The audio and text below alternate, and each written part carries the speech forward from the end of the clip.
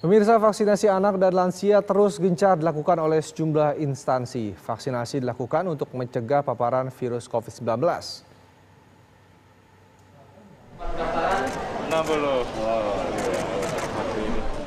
Kapolri Jenderal Polisi Listio Sigit Prabowo melakukan kunjungan kerja ke Aceh Jumat sore.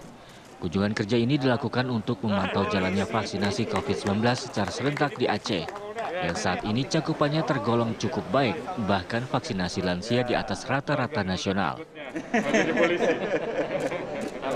Sebanyak 67.000 dosis vaksin disebar di seluruh Aceh, namun kemarin sekitar 1.500 dosis vaksin diberikan ke masyarakat, baik lansia maupun anak-anak. Kalau kita lihat dari progres vaksinasi di Aceh secara umum dibandingkan dengan rata-rata nasional, ini juga hanya selisih 1%, dan saya lihat progresnya akan terus meningkat. Sementara untuk vaksinasi lansia di atas rata-rata nasional.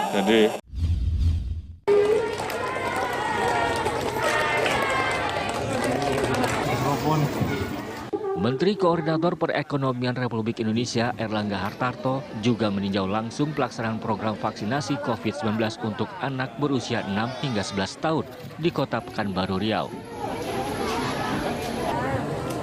Menurut Erlangga, vaksinasi anak ini telah menjadi prioritas pemerintah dalam kuartal pertama 2022. Untuk mencegah penyebaran Omikron, maka dilakukanlah vaksinasi.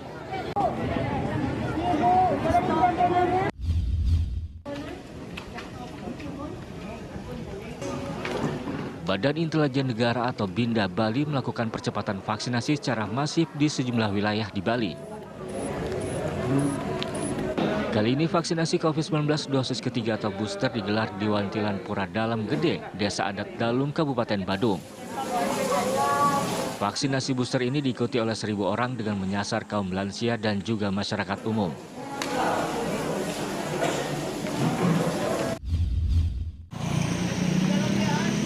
Sementara itu di Gorontalo, akselerasi vaksinasi anak usia 6 hingga 11 tahun terus gencar dilakukan. Kali ini kegiatan dilaksanakan di 5 titik dengan target capaian 1.806 dosis vaksin. Vaksinasi bertujuan melindungi anak dari paparan COVID-19, terlebih saat melakukan aktivitas di keramaian dan pelaksanaan pembelajaran tatap muka.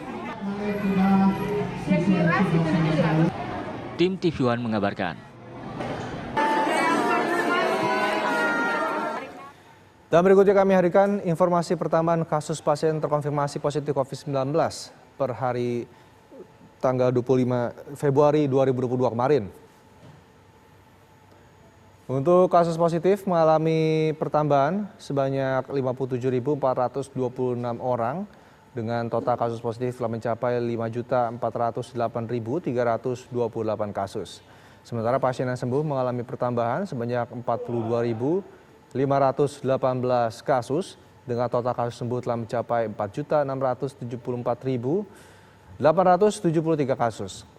Pasien yang meninggal dunia mengalami penambahan sebanyak 317 orang dengan total kasus meninggal dunia telah mencapai 147.342 kasus.